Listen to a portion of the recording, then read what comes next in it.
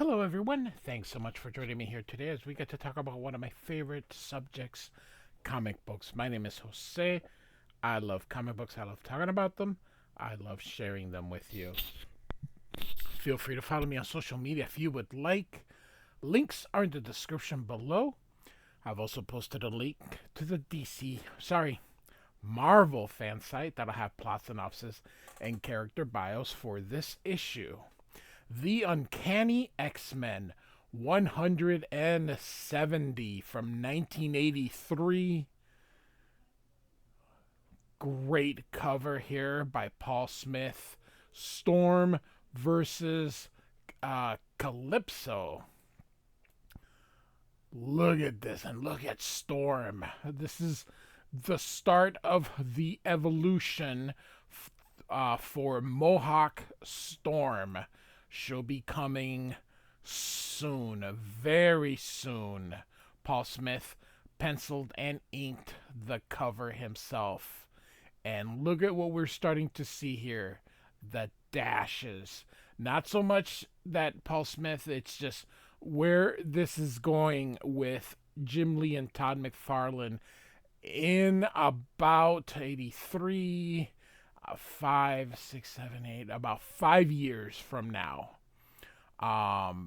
You'll see Todd McFarlane and then Jim Lee. So this, I actually have the classic X-Men of this story here. Adam Hughes does the cover. It's actually pretty cool. I don't know. Which one do you guys like? Adam Hughes is such a great cover artist. Look at this.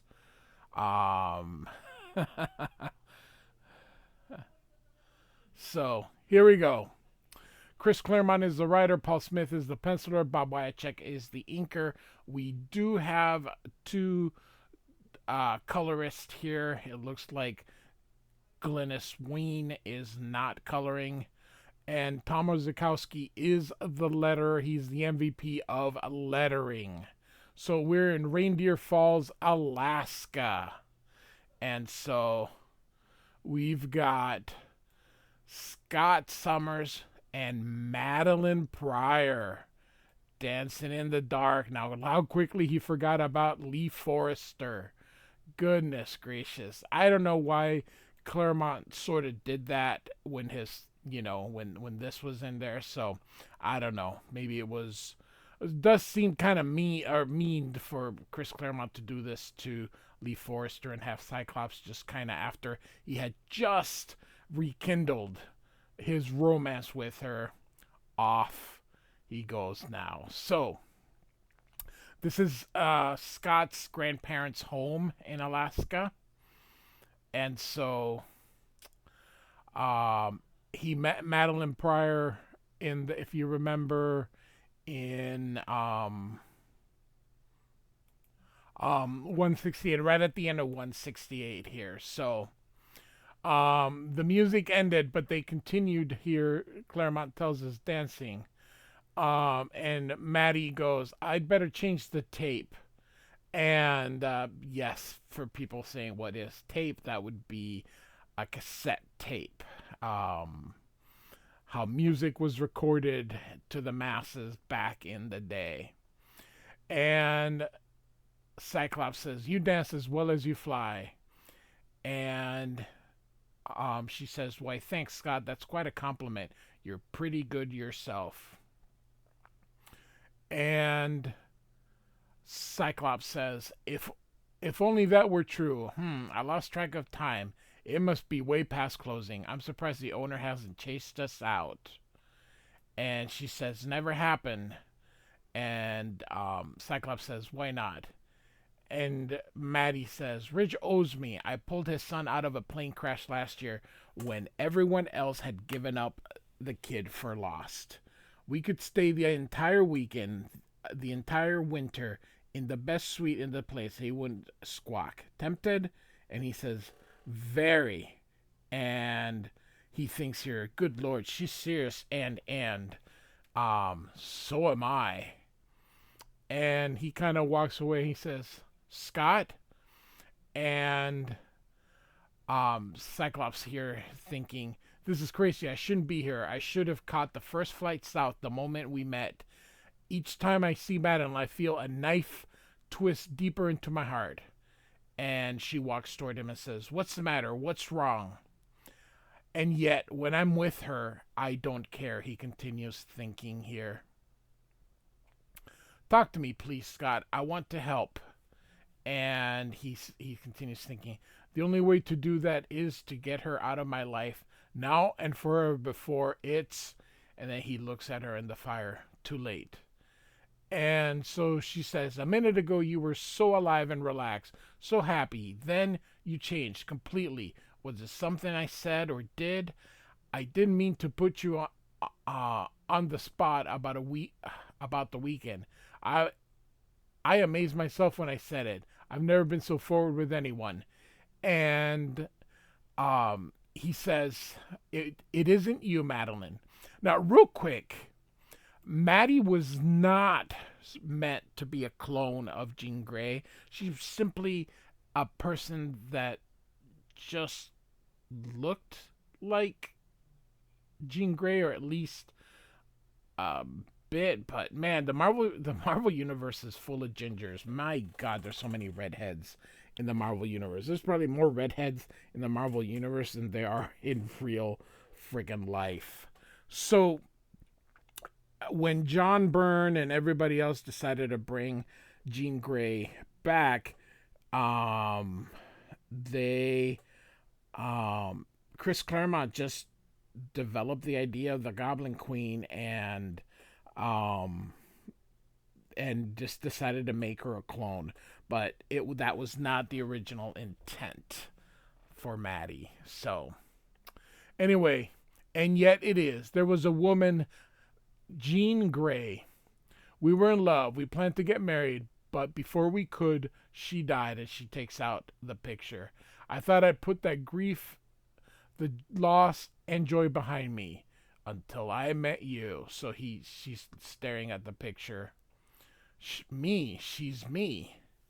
And she says, I must have seemed the answer to your prayers, huh, Scott? A dream or perhaps a nightmare come true.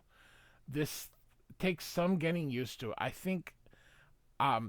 have to think about it alone. Of course, I understand. And so she goes by the fire and he's out staring at the winter in Alaska. And Chris Claremont always giving us more details that we wouldn't get back. So I'll read it here. They've known each other for such a short time, but they've grown closer than either would have believed possible. Bonds of friendships were growing into something more. Now all that is gone. An abyss gapes between them, bottomless, seemingly unbridgeable. So, and Scott looks at the picture. This was the smart play, to inflict a little pain, to spare us both a tragedy later on. So how come I feel as if I've made the biggest mistake of my life? Am I chasing ghosts, trying to resurrect something better left in peace? Except I care for her. I enjoy being with her. Do I ignore? Do I deny those feelings? One thing's for certain. I'll never learn anything by running away. Madeline. Oh, hi. Hi yourself. Can we talk? That's why I came back. I'm sorry I startled you. It's okay, Madeline. I like you a lot. That's very, because of who I am or who I look like. And he says, I don't know. I'd like to find out. And she says, fair enough. I just switched the tapes. How about we start with Another Dance? And so now we're going to go to New York. Now, this is like a photocopy of a picture. So that is why it doesn't look. So this wasn't drawn. Again, this is a photocopy here. And so we are now in the Tunnel of the Morlocks. And you remember Callisto kidnapped Angel? I do have a playlist. I should have started with that. I always seem to forget. So I have an X-Men playlist, all in reading order.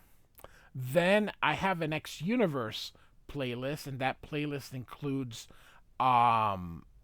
Marvel Fanfare, and includes X-Men, Marvel Fanfare, includes New Mutants, includes a couple of Marvel 2-in-1s that Claremont had written, Avengers Annual 10. So if you want everything in reading order, you can check out multiple playlists. I also have some smaller playlists, like for example the Dark Phoenix saga and the Brood saga, um, just to give a few Proteus. So feel free to check those out if you'd like, and then you can just go in paces here. So.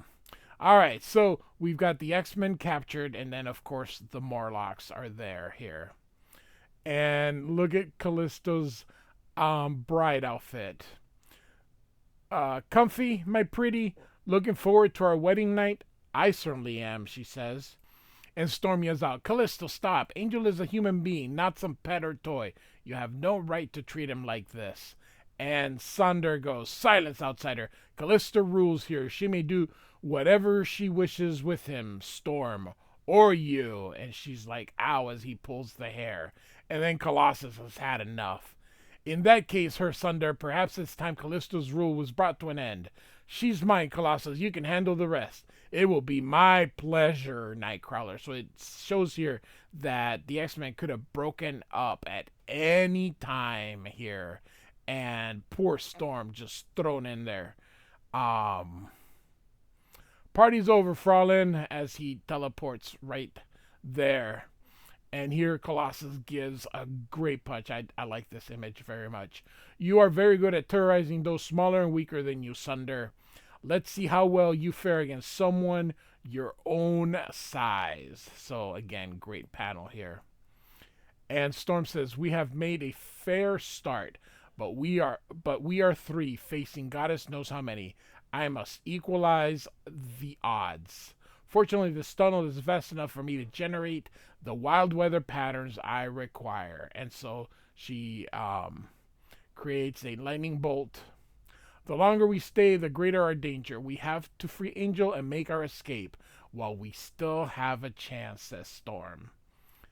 And Nightcrawler is teleporting her over and over and over. Because it will cause her weakness, because he's used to it because he's been training for it, but other people are not. So, Morlocks, behold your mistress. If you would have her live, release Angel and allow me and my friends to depart in peace.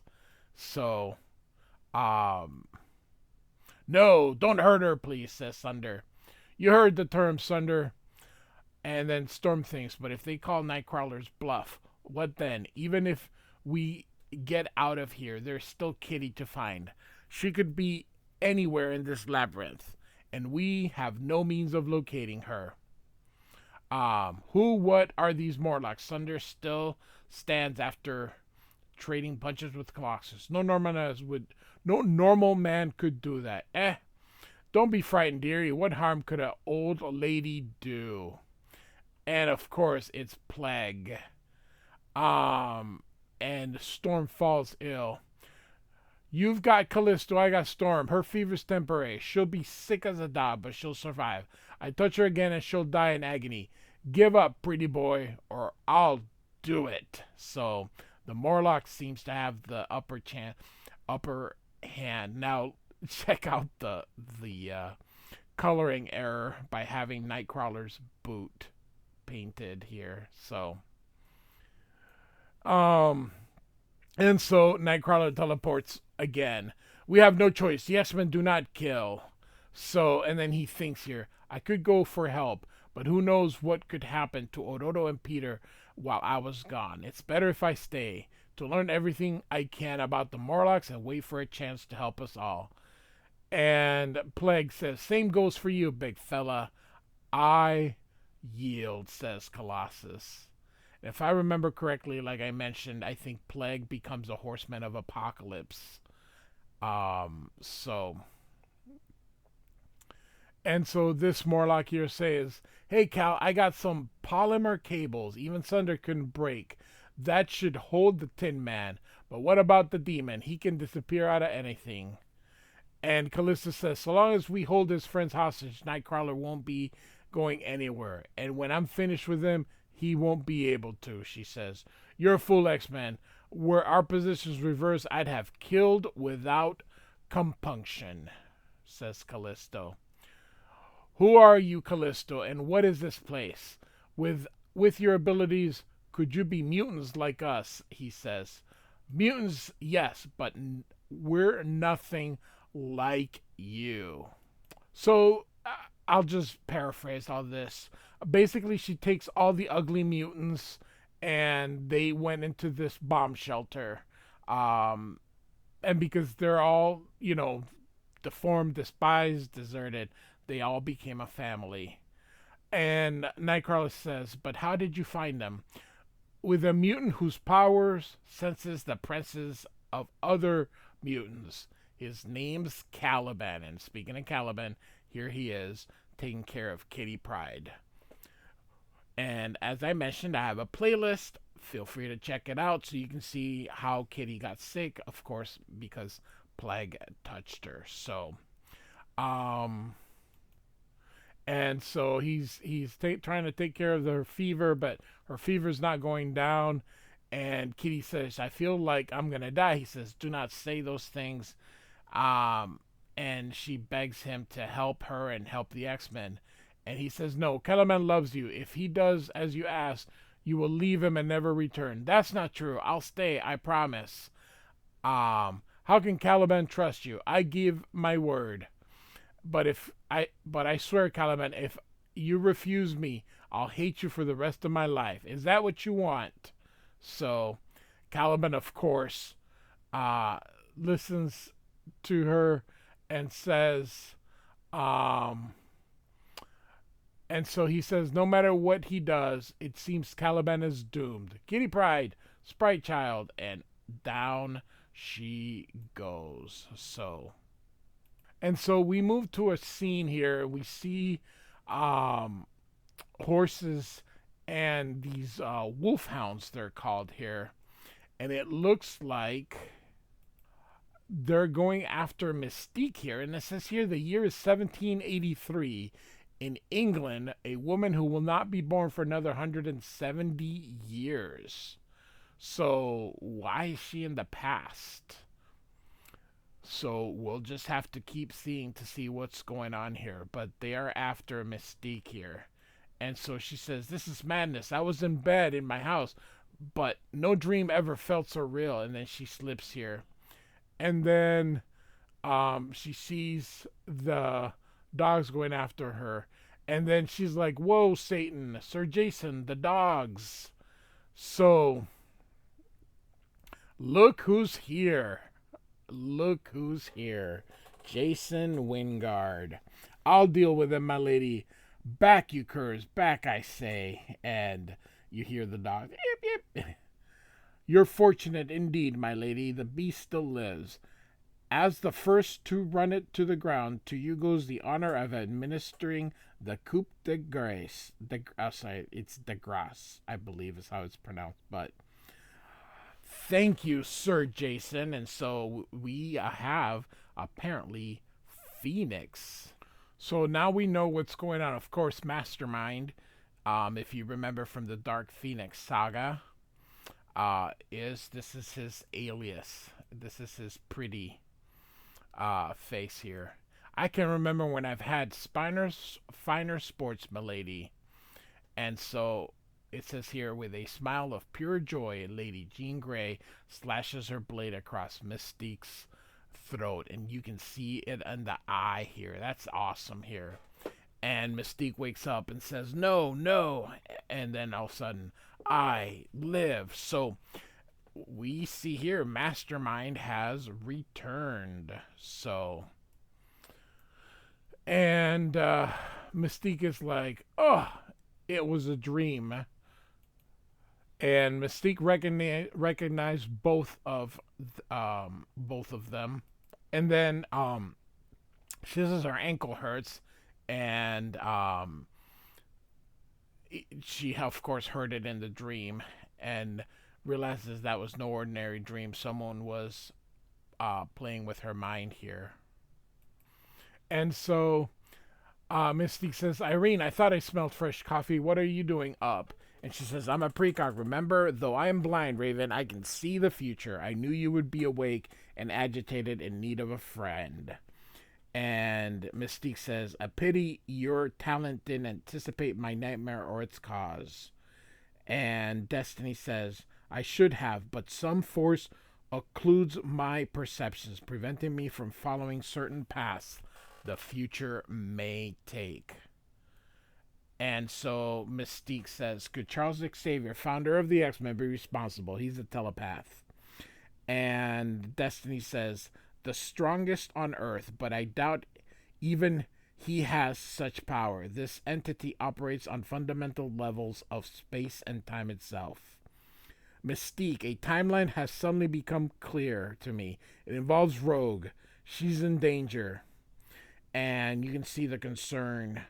And Mystique says, upstairs, Irene. She's in her room. We are too late, Raven. And Mystique yells, no. Rogue.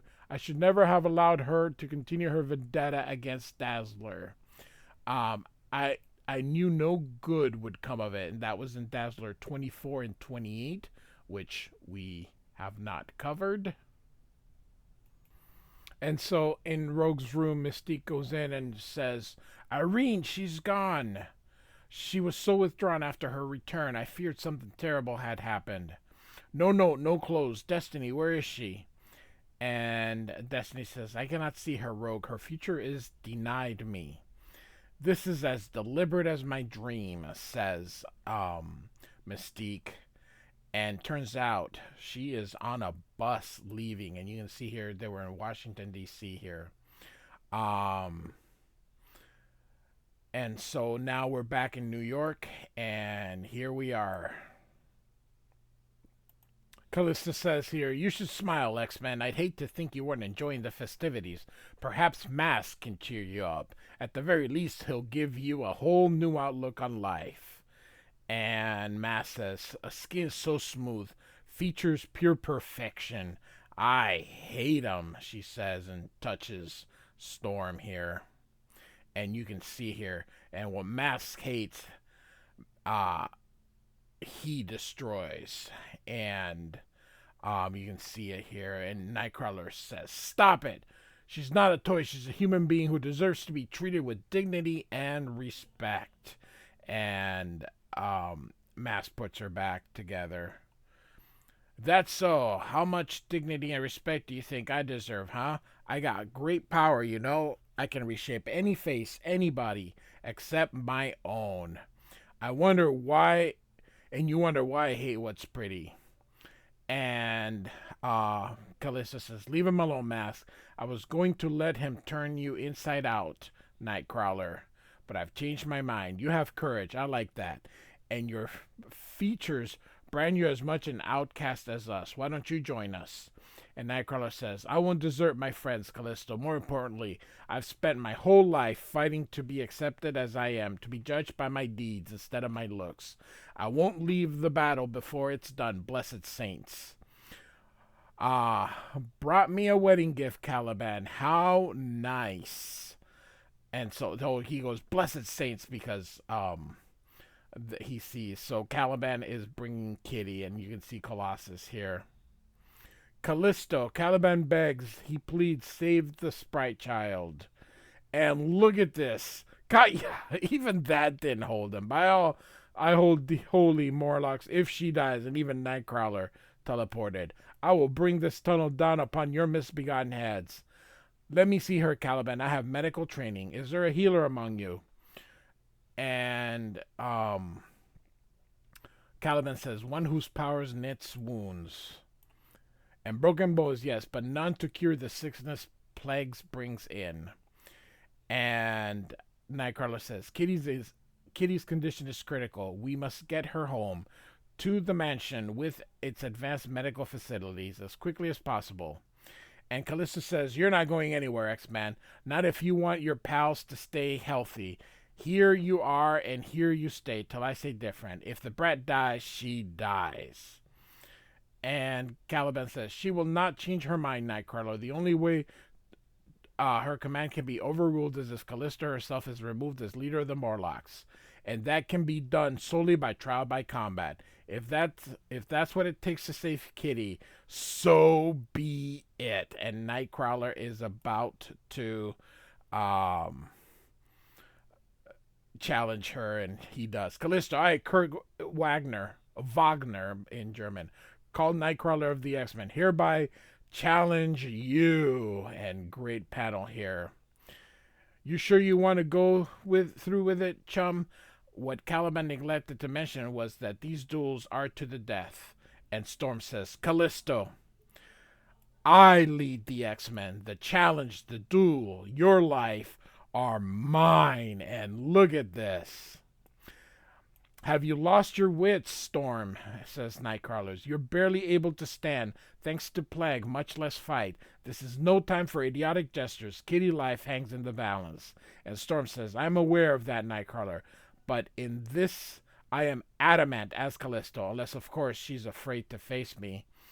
And Callisto says, that'll be the day. Don't fret, Crawler. When I'm through carving up Storm, you'll get your turn. So, here we go. A word of warning, lady. Use your elemental powers, say a stray lightning bolt or gust of wind, and your precious kitty's throat will be cut.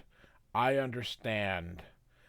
And so they're facing each other. Great. Shall we begin? And she tosses her a blade. And look at this.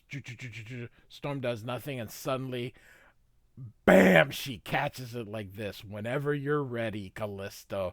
And look at Callisto. And even the X-Men are like, what the? And Colossus is like, did you see that? And Nightcrawler is a bluff. Ororo has sworn never to take a human life. Remember, once Callisto realizes that, Storm is finished. So, I'm not going to read all these things. I'm just simply going to kind of keep going here. Claremont gives us a little bit of Callisto's powers, which has just enhanced everything. So here we go. Callisto cuts her, and then cuts her again, and then cuts her. So I almost pity you, Silvertop. You're making this too easy. And you, Callisto, talk too much and uses her cloak here to grab the arm here. And then she lifts it up, and then boom! And Storm walks away with Callisto fallen. Look at this. And she goes and frees Angel. Colossus, would you take Kitty, please? We shall be leaving here directly. If anyone has any objections, they are welcome to challenge me as I did Callisto and risk the same fate. And they're all like, what the hell? By your own laws, then, I now lead the Morlocks. Caliban, there's no more need for you or your people to hide. If you wish a home, a sanctuary, Professor Xavier will provide it, as he did for us. And Caliban says, Caliban knows your heart is true, Storm, and your word good, but this is where we belong. He hopes, though, that from this day forth, X-Men and Morlocks can live in peace as friends. And so Nightcrawler says, only minutes ago they sought our heads, now they let us pass without a murmur. How quickly, how completely things change. Sometimes, and people too. And Storm says, is Callisto alive? Barely. Thanks to their healers, should be a long time convalescing. If not for him, though, she wouldn't have survived at all. You stabbed her through the heart, Ororo. Were you aware of that? And Storm says, I knew when I made the challenge what I had to do, Kurt. I never expected that of you, says Nightcrawler. Neither did Callisto. That was her mistake. So, badass Storm is about... I mean, she was a badass, but now she's, like, gonna be, like, super badass here. And so... Alright, so now we get to the epilogue. We're back in Alaska. It's dawn. And look, these two lovebirds are kissing. And Scott says he's hungry. And She says there's a kitchen down there, and she can make food, and sees the sun, and she's gonna take the his sunglasses, and he goes, "No, don't touch him," and he gets out, and she's like, "What the blazes? You almost hit me." And says, "I'm sorry, Madeline. I didn't mean to." And she says, "Not good enough, Scott. I think I deserve a straight answer. I've never seen you without those glasses, day and night, bright sun or pitch darkness. It can't be an affectation. Are your eyes so sensitive you can't bear any light whatsoever?" And he says, "I wish there were. That'd be easier to live with. What do you mean?" And then he goes, "How can I trust her? I barely know the woman. The smart play would be to lie." And so he takes out a quarter, flips it, uses his eye beams, and she says, "I'm a mutant. My eyes fire beams of force at full strength. I can pulverize a tank or punch holes through mountains." She says, "I'm impressed." And he says, "Don't be. The power's uncontrollable. It's unleashed whenever I open my eyes. Only my eyelids or these special ruby quartz glasses hold it in check. It must be awful for you to forever be on guard, terrified of the consequences, even the slightest mistake." And he says, "That's one great nightmare. It's rare to find someone who understands." And Maddie says, "I read the papers, Scott. Mutants aren't very popular. You risked everything by telling me your secret. Why?" "Because you asked.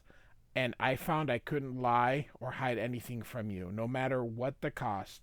If you want me to go, I will." He keeps calling her Lynn. And, it's funny how Chris Claremont kind of had them together. Again, this wasn't his design, but when when he goes, when they go, "We want the band the original," he had no choice. But I don't think he meant. I think this was supposed to be Scott's happy ending.